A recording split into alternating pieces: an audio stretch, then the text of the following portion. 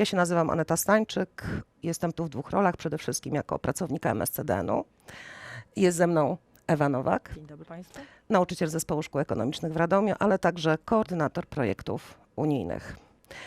Wspólnie miałyśmy bardzo ciekawe doświadczenie. Mogłyśmy w ramach akredytacji Erasmus dokonać job shadowingu w kilku szkołach arubiańskich. Dziś czas na rewizytę. Są z nami goście z bardzo odległej, egzotycznej, ale też niesamowicie ciekawej i porywającej Aruby. Hello everyone. Due to the massive migration of people of various ethnical origin and background, for the last couple of years Europe has been facing the unprecedented problem of how to handle this diversity in a successful way. And of course this problem is also something that European schools, including Polish schools, have to handle in a way that it is a win-win situation for the local people and for the newcomers. Thanks to Erasmus projects and other international cooperations funded by international grants, we can learn from people for whom this diversity is not a barrier, but it's a key to success, and it's no longer a challenge. For them, it's normality. So let me welcome people, the residents of Aruba. Here with us. There is Vivian Laclay. Hi.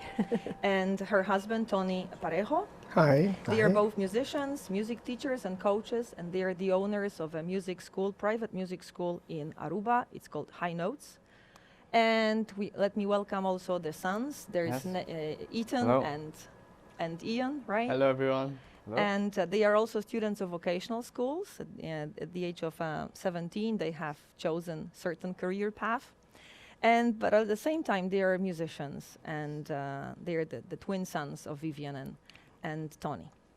So, as Aneta has just said, we have had this wonderful pleasure of visiting your wonderful island. And today we would like to talk about cultural diversity in schools and this innovative approach to music education that you have already experienced and mastered. So let me just put our viewers into the picture. Here's some information about Aruba. Tony, could you please explain a little bit the basic facts about Aruba?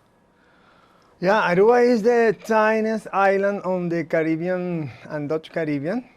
The nearest island from Venezuela, just 23 kilometers afar from Venezuela, at the north of Venezuela, and has neighbors like Curaçao, Bonaire, and of course Venezuela and Colombia.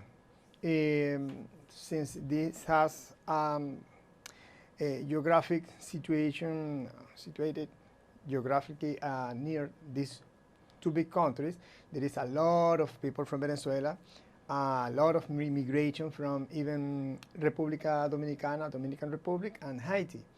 So we have there a diversity of cultures and, of course, idioms and language. Everybody there speak 4 languages. Minimum. Yeah, minimum. The Spanish, English.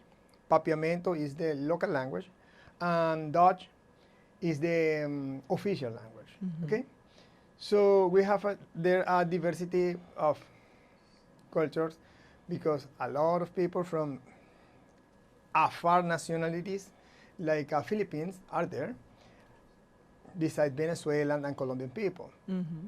Dominican people, Haitian, even from Suriname. Okay. This diversity makes rich the culture at Aruba from the age that the refinery was working all out at the south of Aruba. In that time came a lot of people from Trinidad. They made more known their instrument, like a steel pan that we will play later. So in that sense, we have the cuarto, cuatro, of cuarta. It is a string instrument that my son will play later. It comes from Venezuela, but it fit very good with the genres, local genres of Aruba. So we can hear from you that this diverse cultural diversity Yes. appeals to many is related to many spheres of your life, right? Yeah, Including music. That's true. Right. Which other spheres of your life are affected by this cultural diversity, Vivian? Well, first of all, thank you very much for this opportunity. When we have as a teacher, in our classroom, we have many kids from Venezuela, Colombia, some from Netherlands, and Dominican, Haitian. So it's nice to see even Chinese. We have a lot. And so as a teacher, you have to teach and try to get to each one. Okay. The world is a big world, and we have to see it like this, that we're not the only one. Because sometimes we think, oh, we're the only one. No, there's other people, and we have to appreciate their culture, learn from them, learn from their music. And I think Aruba is a tiny, if you see, maybe you won't see even, it's like a dot on the map, but we are very rich in culture because we have a diversity, a rich diversity. You can choose which restaurant you can eat, a Surinamese cuisine, or from Haiti, or from Santo Domingo. So it's such a diversity, a rich culture, and that's we like from Aruba. And the tourists, when they come to our island, that's what they love, because we speak English, which is international language, and we have to speak Dutch because that was our official language. Now we speak also the papiamento is also an official language. That's our language. Can you just explain to us what papiamento is? It's a combination of many languages, Ian. Yes, it's a combination of many languages, right? It's a combination of English, Dutch, Spanish, Portuguese, because yeah, it's a multicultural island. Okay. So that's where it comes from. Okay, perfect. So let me just show our viewers your lovely island, the happy island, as they call it, from our perspective to teachers from Central Europe, because for us it was definitely a cultural shock. We learned with Aneta over there that it was the land born of the ocean, because it is fully composed of the coral reef. And of course it's the land of endless shades of blue, which for us European women was also very, very intriguing.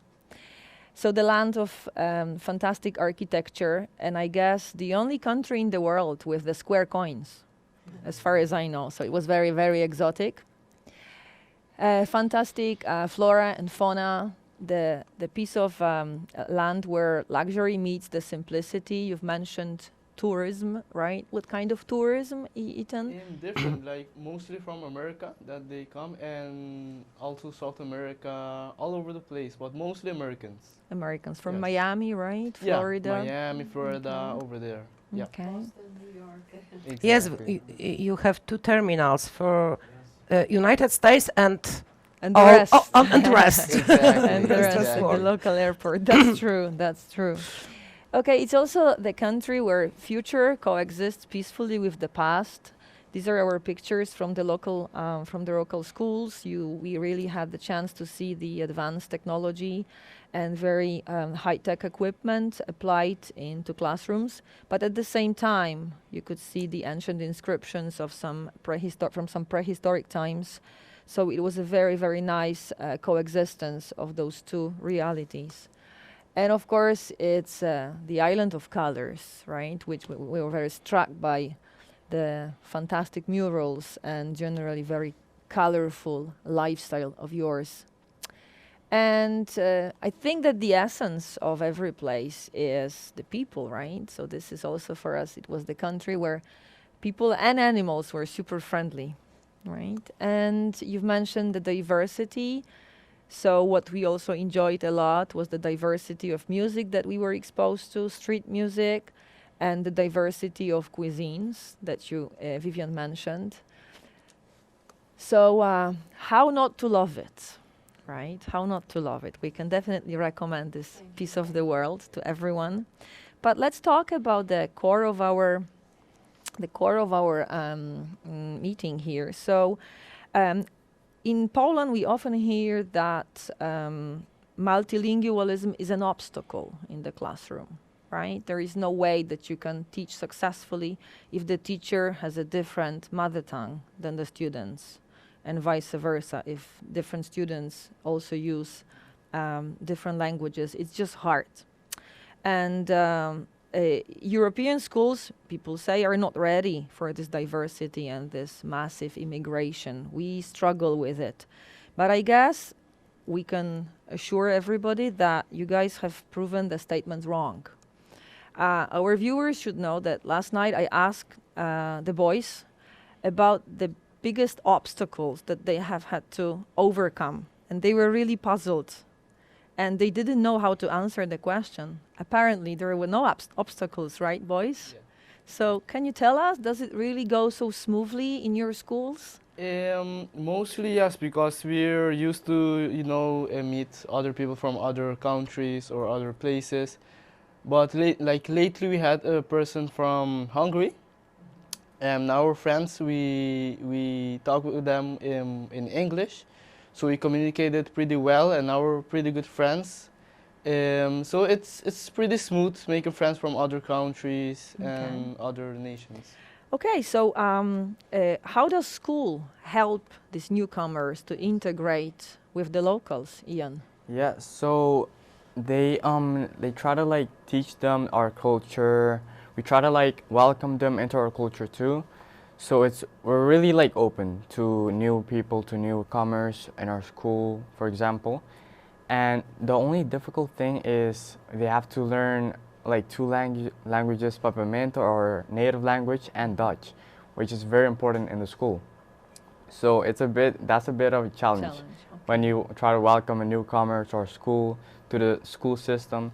So that's a bit of a challenge. But overall, it's a bit easy because we're very welcoming. Okay. Vivian, you teach in two Yes. schools. Yes, I wanted to From add the something. perspective of the school, what kind of activities does the school introduce Okay. to make it go smoothly, this integration of Okay, different cultures, different languages? First of all,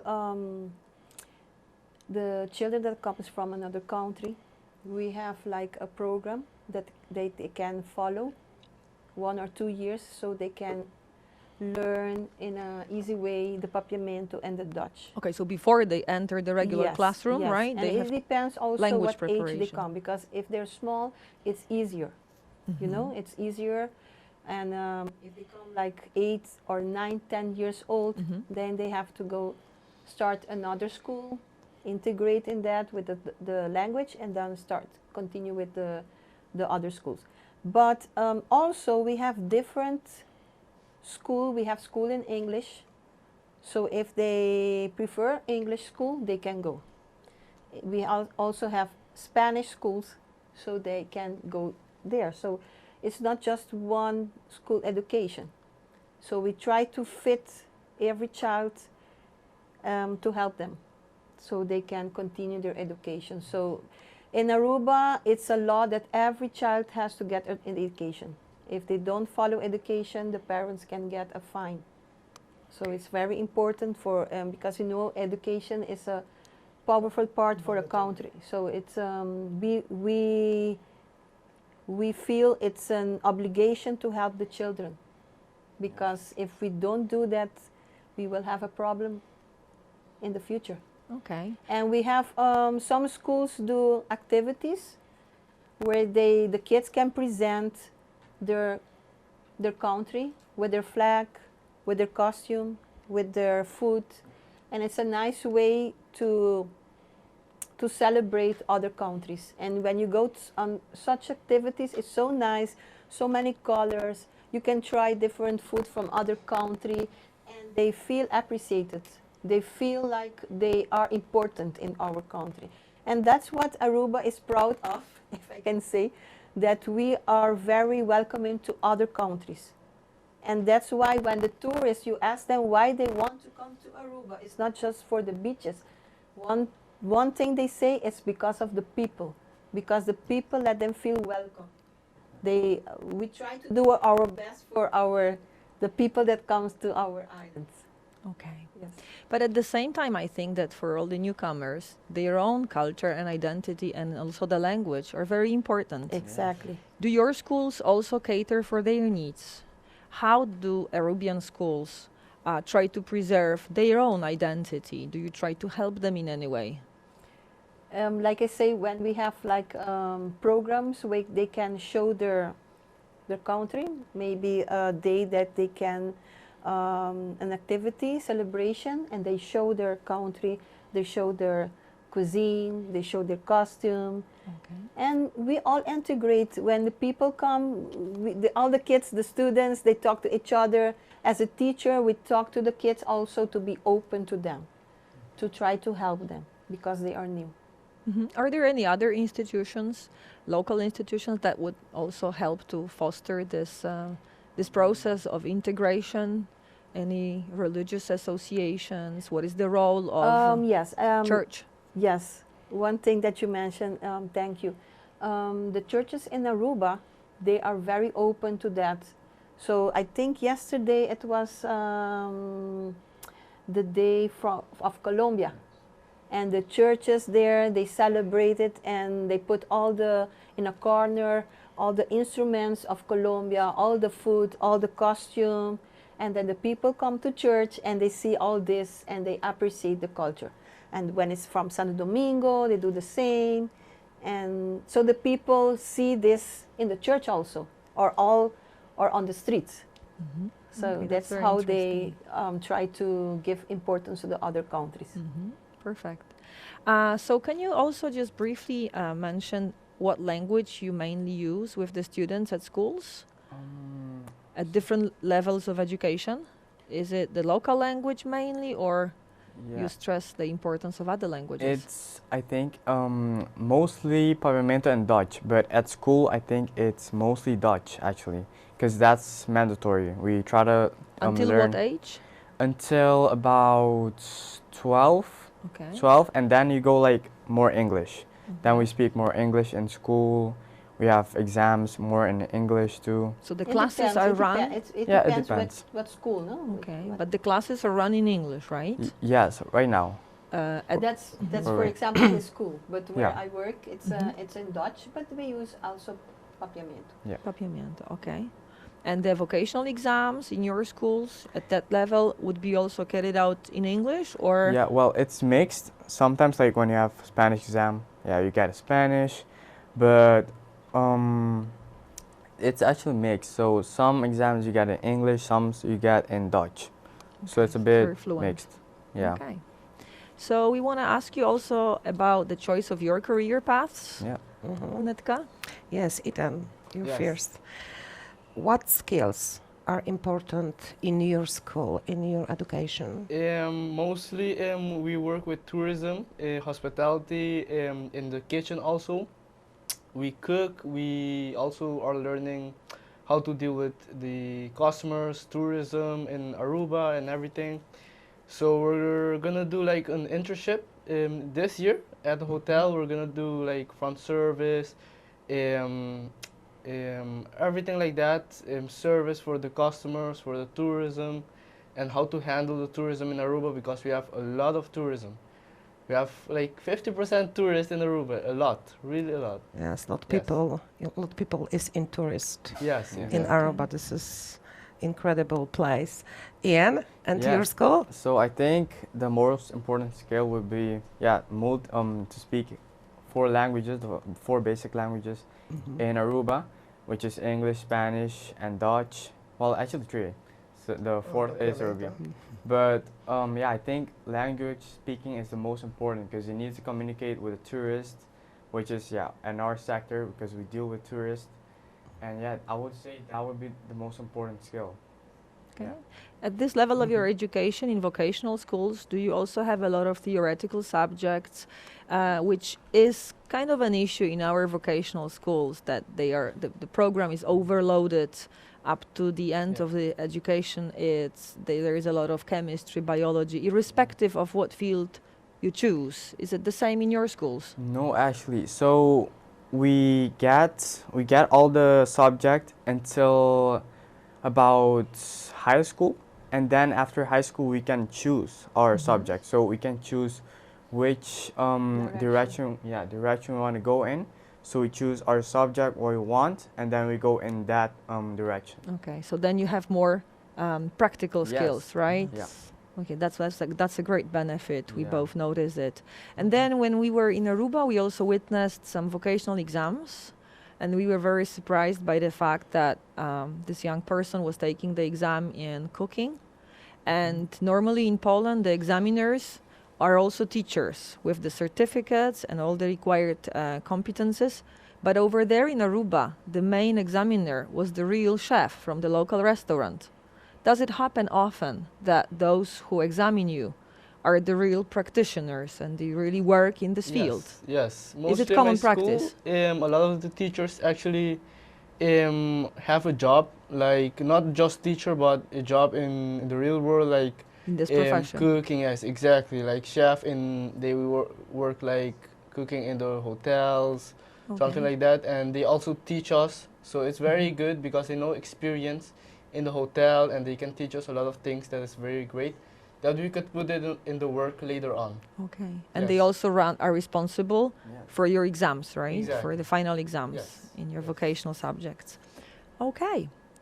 Let's move on to something that is really close to your hearts. That is music. You are all musicians. Yes. Did your grandparents or parents also deal with music? Yes. Yes, your father. Can you tell us about the music traditions in your family a little bit? No, my family just for fun. Okay. My father liked to sing, liked to. He dreamed about the play about the accordion, harmonic. Yes, yeah. Uh-huh. The accordion, yes. He played some percussion instrument too, by fun. But you For see, you fun. say that lightly about it. It is not so common for Polish people to play instruments for fun. You know, you need to be a musician. Yeah. For you guys, it's normal. It's part of your everyday life, isn't yeah, it? Yeah, the real life or the normal life in Colombia or Venezuela is related with music, Okay. at last for dancing. Mhm. And yeah, I learned to enjoy the music from when I was a child, and I like it. I decided for that direction. Okay, perfect. Did you guys pick it up naturally, looking at your parents, or did they force you? Yeah. No, mostly it was our own choice. Okay. Like for me, I started with violin, but then I wanted to play the drums, so now I'm playing the drums and percussion, and also the weary, which I'll be playing in a moment. And my brother, which instrument did you start playing? So I actually started playing piano when I was younger, but then I switched to guitar, and yeah, I'm still playing guitar till now. So you are all multi-instrumentalists, Yeah. right? Yeah. You're very, very versatile. Okay, so I want to ask about the role of music in education. Vivian, do you think that music can help in other disciplines in education, maths, physics, sciences, languages? Yes, of course. Math and music goes very good together because it has rhythm, counting, and it goes good with math, with language also. It helps in many things. For example, if you want to learn English, you can listen to a song, started to sing it. It will help you, okay? And it has been proven that music can help you a lot, even for elderly people with Alzheimer. I have heard a story of a lady, and she was like 80 years old, and she had Alzheimer, but she was a ballet dancer, and she forgot everything, her family, everything. But when they put the song that she danced, and she started doing like she was remember dancing the again. movements. So it reminds her. So Okay. I think music connects people with each other also, and sometimes we cannot understand each other, but there is a saying that music is the language. It's the universal language that we connect with each other.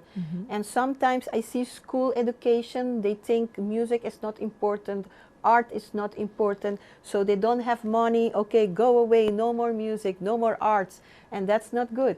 Like for example, yesterday I was walking and you were my guest, my host, sorry, and you showed me where the heart of Chopin was, and everybody knows, oh, Chopin. So imagine, he was a composer.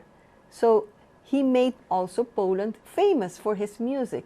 So we cannot say music is not important. Music, art is very important for our culture. So I think we have to try our best to put music and arts important in our school education. Okay, and we were talking yesterday, Tony. We had some. You gave me some interesting insights about the role of music in the development of our brain. Right? Can you tell us more a little bit? This is a very interesting issue, a very interesting question, because music connects the logical and the emotions in our level. Right level is emotional and the left is logical. Mm-hmm. When you play an instrument, you make counts in rhythm. This is logical. This is numbers. But you need to express emotions, even with a drum. With a drum, you can express joy and maybe sadness, or maybe courage. Courage, people. right? Uh-huh. Mm-hmm. So these emotions and logical connection make you a problem resolver. Okay. More creative. A better scholar, you would say, in At other school disciplines. is very good because he helps you to focus better. Mm-hmm. I did with some kids with focus problem or ADHD. Mm-hmm. I know they can play for a long time because they have their problem of focus. But when they focus, the connection of music makes them more even creative and help them focus Mm-hmm. to pay attention because the emotions are involved, are in the task they're doing. So I think the music is important to include it in every scholarship or every educational system. Dziękujemy za przyjęcie zaproszenia MSCDN-u i Zespołu Szkół Ekonomicznych. Dziękujemy, że możemy spędzić wspólnie ten czas. Dziękujemy za czas na Arubie i dziękujemy za czas w Polsce. Yes, we really want to thank you from the bottom of our hearts for coming over, for sharing your culture and your interesting insights into multicultural education. We can really learn a lot from you, and we really appreciate this opportunity. Thank you very much again. Thank you. Thank you for you Thank you. invites us.